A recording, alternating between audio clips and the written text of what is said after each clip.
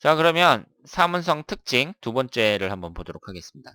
이 사화라는 것은 뱀을 나타내잖아요. 뱀사자예요. 그런데 뱀이라는 것은 동양에서 학문과 지혜를 상징합니다.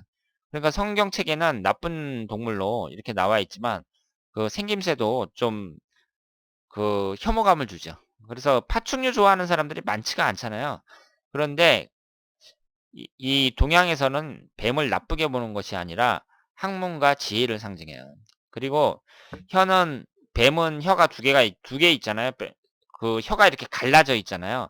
그리고 용이 되지 못한 이무기를 뱀으로 보고 있기 때문에 용이 못 됐으니까 불평불만이 많겠죠. 그리고 혀도 두 개나 되니까 그 불평불만을 많이 쏟아내는 그런 사람들 중에 사활을 깔고 있는 사람이 많습니다.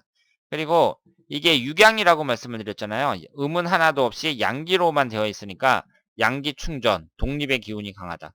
그래서 사운이 중첩하면 부부 불화가 생기는 경우가 많습니다. 독립하려고 하니까 당연히 부부 간에 불화가 생기겠죠.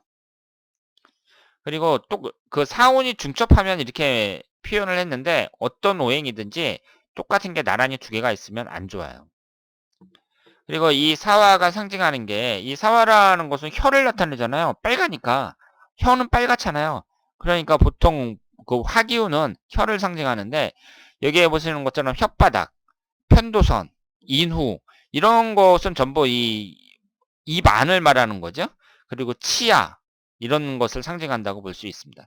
그래서 치아, 혓바닥, 편도선, 인후, 얼굴, 소장 뭐 이런 것을 상징을 합니다. 그리고 몸과 마음이 급하고 돌아다니기를 좋아한다. 왜 몸과 마음이 급할까요? 화기운이니까. 불같이 화를 낸다. 이런 말을 하잖아요. 그리고 성격이 급하죠. 정강석화 같다. 정강석화 같이 빠르다. 막 이런 말 하잖아요. 그러니까 불이라는 것은 그 몸과 마음이 급하고 그리고 뱀이 돌아다니는 걸 좋아하죠. 뱀은 어디든지 다 돌아다니고 다 있어요. 뭐 바다에도 있고 강에도 있고 산에도 있고 사막에도 있습니다. 없는 데가 없어요. 순간 폭발력이 대단하다. 화기운이니까 확 뻥 터지면은 예를 들어서 폭탄이 터졌다. 뭐 가스가 폭발했다. 다 불이 나는 거 아니에요. 그러니까 이 순간 폭발력이 대단하고 물리면 죽는다 이렇게 표현을 했는데 독을 갖고 있잖아요. 사화라는 게. 그러니까 독사한테 물리면 사람이 죽습니다. 그래서 그 뱀의 독을 생각하고요. 그리고 순간 폭발력이 대단하다는 것은 이 뜨거운 불을 생각을 하시길 바랍니다. 그래서 불이 갑자기 솟아오르는 그런 것을 생각을 하시면 되겠습니다. 그리고 한자의 의미를 한번 보면은요. 한자라는 것은 뜻을 나타내는 문자니까 한자를 잘 공부하면은 의미를 파악하는데 도움이 많이 된다고 볼 수 있죠. 그래서 이 뱀은요. 이게 뱀사자잖아요. 긁다는 뜻이 있어요. 긁다는 뜻. 왜냐하면 뱀이라는 동물을 보면 이렇게 다리가 없으니까 움츠렸다가 앞으로 쭉쭉 뻗으면서 긁듯이 기어가는 그런 동물이잖아요. 그렇기 때문에 긁듯이 기어간다. 여기에서 긁다라는 의미가 있습니다. 그래서 이 나무 목자가 있고 옆에 이제 뱀사자가 들어있는 이 글자는 고물의 파자인데요. 땅을 긁는 데 사용하는 도구입니다.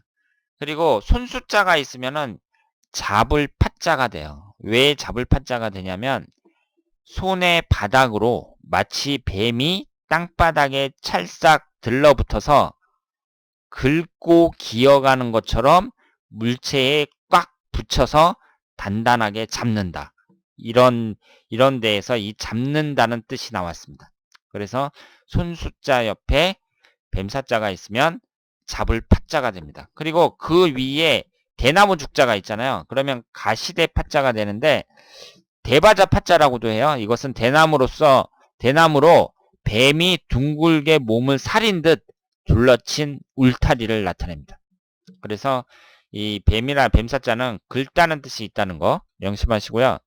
그리고 이 뱀이 기니까 그 길다는 그런 의미도 갖고 있습니다.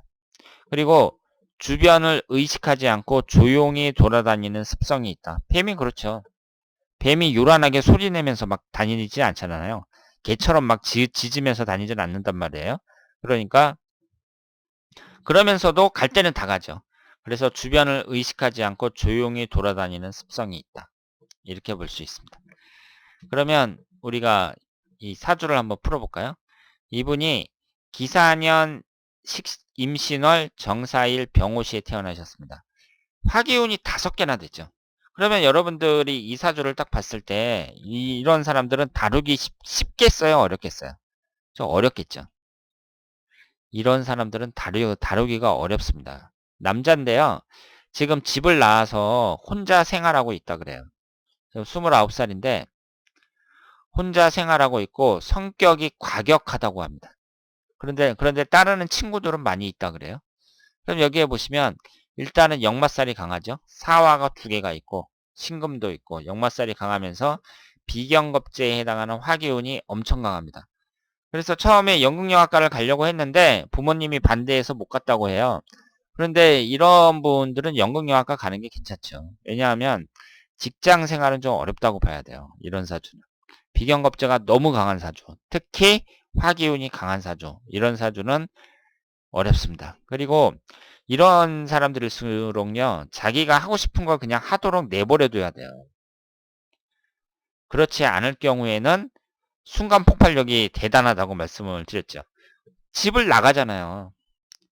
부모님이 이제 그 연극영화과 가고 싶다고 하는데 못 가게 하니까 결국은 안 갔거든요. 그런데 그거 갖고 이제 원망하겠죠. 그러더니 지금은 사이도 안 좋고 부모님하고 싸우고 밖에 나갔다고 합니다.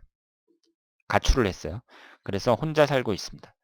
그래서 이렇게 화기운이 강한 사람들, 이런 사람들은 성격 자체도 좀 급하거나 화를 잘 내거나 과격한 사람들이 많고, 그리고 일반적인 직장 생활은 어렵고 자기가 하고 싶은 일을 하도록 내버려 두는 것이 좋다. 이렇게 말씀을 드릴 수 있겠습니다.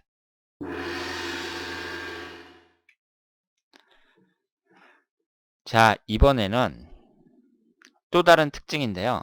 뱀은 통찰과 해안이 있어요. 그러니까 동양에서는 이 뱀이라는 동물을 상당히 좋게 본 거죠. 그래서 학술 연구 분야에 뛰어나다고 합니다.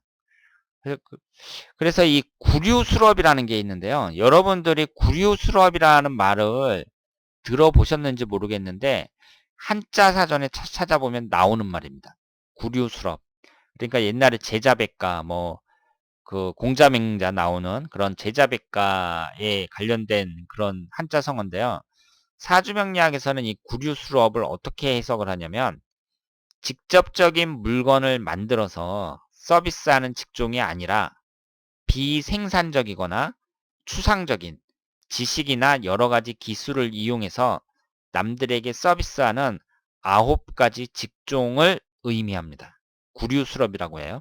그러니까 사화를 갖고 있는 사람은 이 구류수럽을 하면 좋다고 합니다. 그런데 이게 9개나 되는데요. 대표적인 케이스로 의사, 역술가, 예술가, 연예인, 법관, 성직자, 외교관, 군경, 운동선수. 이 9가지를 의미합니다. 그러니까 직접적으로 물건을 만들어서 서비스하는 직종이 아니에요. 그러니까 이 중에서 무슨 제조업에 종사한다든가 아니면은 뭐 음식점을 한다든가 이런 건 포함이 안 돼 있잖아요. 전부 공부를 했다든가 공부를 해가지고 서비스하는 하는 사람들이라든가 아니면은 뭐 예술가, 연예인, 운동선수, 군인, 경찰, 성직자 이런 사람들이 포함되어 있습니다. 그러니까 사화를 깔고 있는 사람들, 이런 사람들은 이런 구류수럽이 좋다. 이렇게 볼 수 있고 직업이 대체적으로 좋죠? 직업이 대체적으로 좋아요. 그러면 이분의 사주를 한번 보도록 하겠습니다. 이분이 을묘년 정해월 신사일 신묘시에 태어나셨어요. 오행의 구성을 보면 목기운이 셋, 화기운이 둘, 토기운이 없고요. 금기운이 둘, 수기운이 하나입니다. 인성운에 해당하는 토기운이 없습니다. 지장간에는 토기운이 많이 있죠. 근데 지금까지 이분이 만족스럽게 사셨어요. 그리고 간호사라는 게 이제 이 구류수럽 중에 의사가 들어가 있으니까 간호사도 같은 의료계통이잖아요. 그러니까 간호사도 구류수럽이라고 봐야죠. 간호사로 무난한 인생을 살아왔고 오래전부터 골프, 등산 등 레저 스포츠도 꾸준히 해온 상태라고 합니다. 그러니까 역마살도 강하고 이 사화 자체가 역마잖아요. 그러니까 무슨 레저 스포츠 같은 거 이런 것도 오랫동안 해왔다 이렇게 볼 수 있죠. 그리고 이 구류수업 중에 이 운동선수가 들어있습니다. 그리고 얼마 전부터 부동산에 관심을 갖고 공인중개사를 공부 중이라고 합니다. 그러면 이분을 봤을 때 이 사주를 딱 보면 일단 배우자와의 관계를 주의해야 된다고 볼 수 있죠. 어쨌든 지금까지는 무난하게 잘 살아오셨다고 말씀을 드릴 수 있습니다. 그래서 우리가 이 사화에 대해서 살펴봤습니다. 이 사화라는 것이 비교적 좋은 의미를 갖고 있고, 그리고 여러 가지 특징도 갖고 있습니다.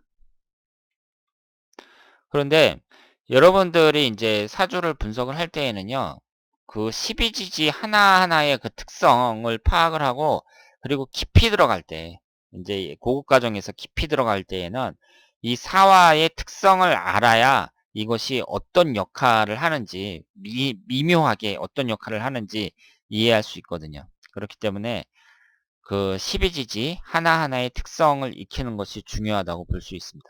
그래서 오른쪽에 있는 이 내용도 중요하지만 일단은 이 표를 확실하게 이해하는 것이 중요하다. 이렇게 볼 수 있겠습니다. 자, 그러면 오늘은 당사주 12성, 사문성에 대해서 살펴봤습니다. 다음에 더 좋은 내용으로 찾아뵙도록 하겠습니다. 대단히 감사합니다.